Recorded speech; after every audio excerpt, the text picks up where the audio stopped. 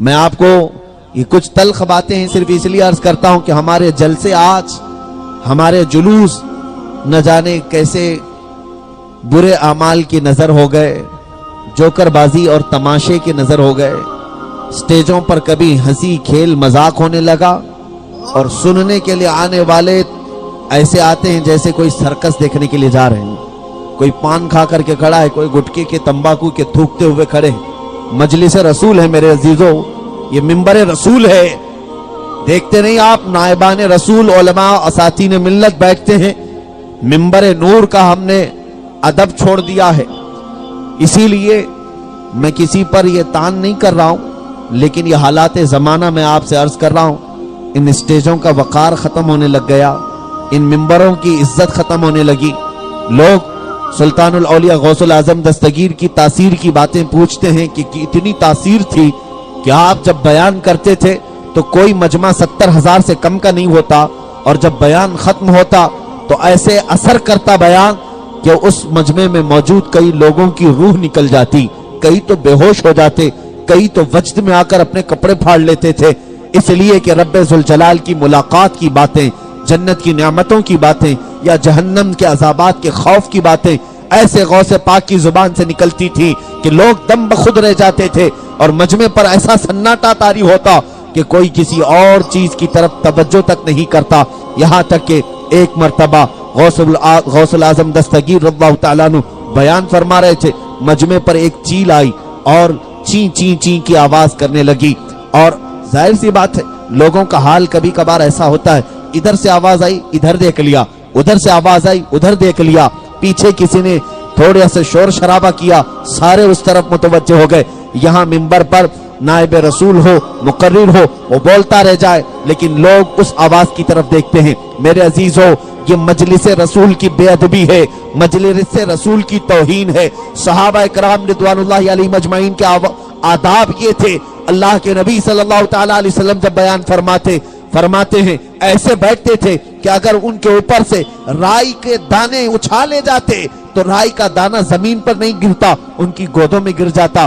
اتنا اور سب صحابہ متصل ہو کر لگ کر کے بیٹھتے تھے، اور خاموش ایسے ہوتے کہ سروں کو تک نہیں ہلاتے۔ اگر ان کے سروں پر انڈے رکھ دیے جائیں تو وہ بھی ساکت و جامد کھڑے ہو جائیں گے، گریں گے نہیں۔ یہ ان کے آداب تھے۔ جبھی تو میرے عزیزوں، اولیاء کاملین کی محفلوں کے بھی آداب وہ تھے۔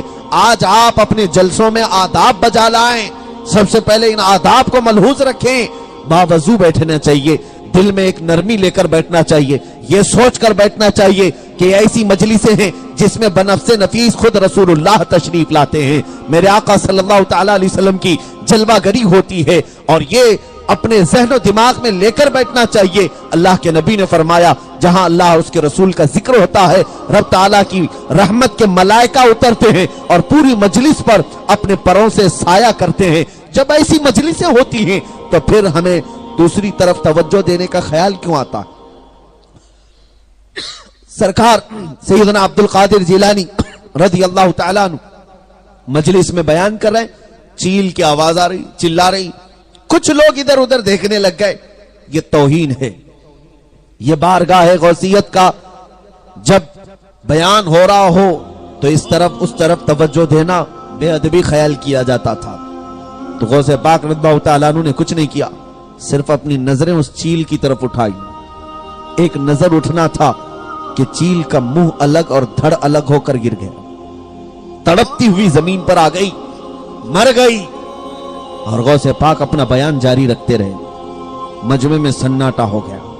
ظاہر سی بات ہے، نظروں کے جلال کا حال یہ ہے کہ سر الگ ہو جائے گا، دھڑ الگ ہو جائے گا۔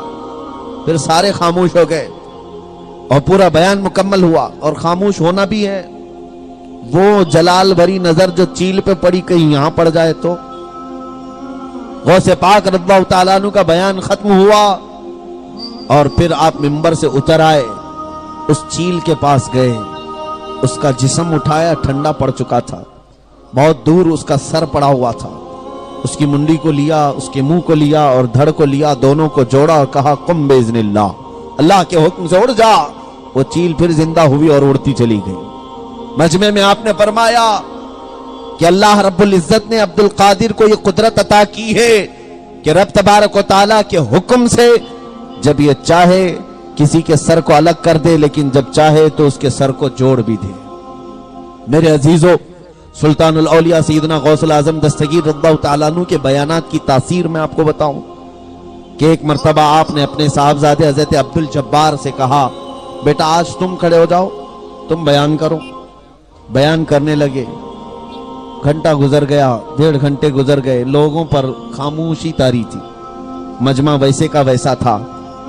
वो उतर आए, हजरत अब्दुल जब्बार उतर आए। गौसे पाक के बड़े साहबजादे हजरत अब्दुल जब्बार, उनका मज़ार मुबारक भी गौसे पाक के मज़ार से बहुत करीब ही, उतर आए और कहा, अब्बा जान बहुत देर से बयान कर रहा हूं, मजमे पे सन्नाटा है।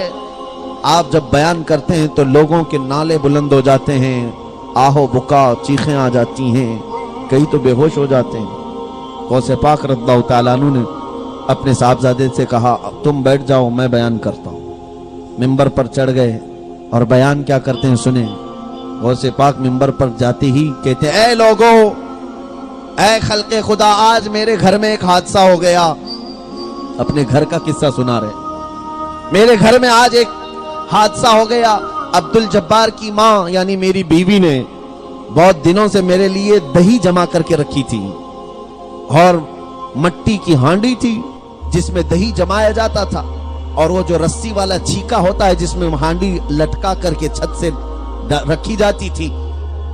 गौसे पाक फरमाते हैं, मेरी बीवी अब्दुल जब्बार की माँ हांडी में दही जमा कर मेरे लिए खाने के लिए रखी थी। शिद्दत की धूप थी, गर्मी के दिन थे। आज मैं ये सोच करके निकला था कि दही खा लूंगा।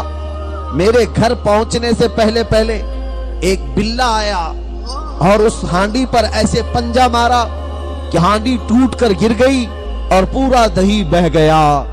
इतना बयान करना था कि लोगों की चीखें निकल गई, रोने लगे, सारों कतार रोने लगे। मुझे बताओ कि इस बयान में क्या रोने जैसा मामला। गौसे पाक अपने घर का किस्सा बयान कर रहे हैं। हांडी टूट गई, दही बह गया, मैं खा नहीं सका। ये बयान करते ही लोग रोने लगे।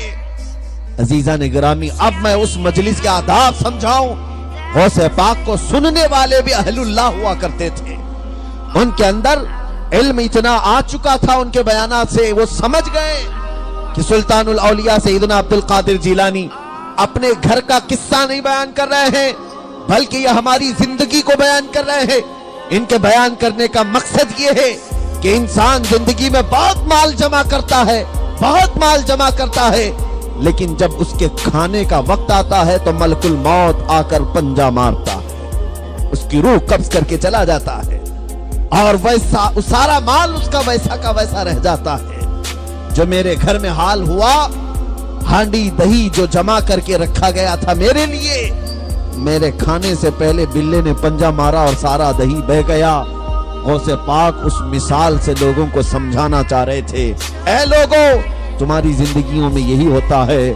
तुम अपनी रातें, अपने दिन बर्बाद करते हो माल जमा करने के लिए, माल जमा करने के लिए। पूरी सेहत बर्बाद कर दी, माल इतना जमा हुआ, खाने का वक्त आया था कि तुम्हारी हड्डियां कमजोर हो गईं, बीमारियां घर कर गईं।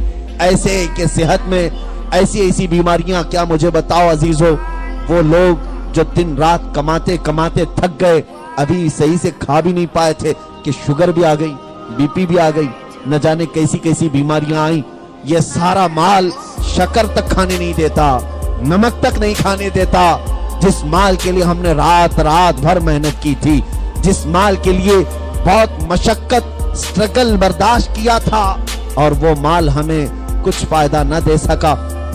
इसी बयान को सैयदना शेख सादी रहमतुल्लाह अलैह ने बड़े प्यारे अंदाज में फरमाया, इंसान की जिंदगी दो ही चीजों पर चलती है कि जवानी में अपनी सेहत तक गंवा देता है माल हासिल करने के लिए, दिन भी नहीं देखता, रात भी नहीं देखता, खूब मेहनत सारी सेहत खराब करता है माल हासिल करने के लिए, और जब माल जमा हो जाता है सेहत अच्छा करने के लिए फिर माल खर्चा करता है, माल गंवाता है।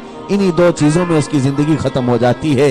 पहले अपनी सेहत बर्बाद करता है माल हासिल करने के लिए, और फिर बाद में बीमारियां आ जाती हैं सेहत हासिल करने के लिए, माल गंवाता है। अजीज़ान गिरामी, सैयदना सुल्तानुल औलिया अब्दुल कादिर जिलानी रज़ियल्लाहु तआला अपने बयानात में وہ تاثیر کیسے رکھتے تھے کہ اپنے گھر کا واقعہ بیان کریں تو لوگوں کی چیخیں بلند ہو جائیں، لوگ اس وقت وجد میں آ جاتے ہیں، اس لیے کہ وہ زبان مبارک تھی ایسی کہ جس میں اللہ کے نبی صلی اللہ علیہ وسلم نے 7 بار اپنا لعاب پاک ڈالا۔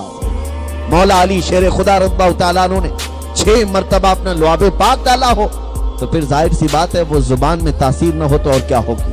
وہ کمال کا اثر رکھتی تھی، جو بولتے تھے وہ ہو جاتا تھا۔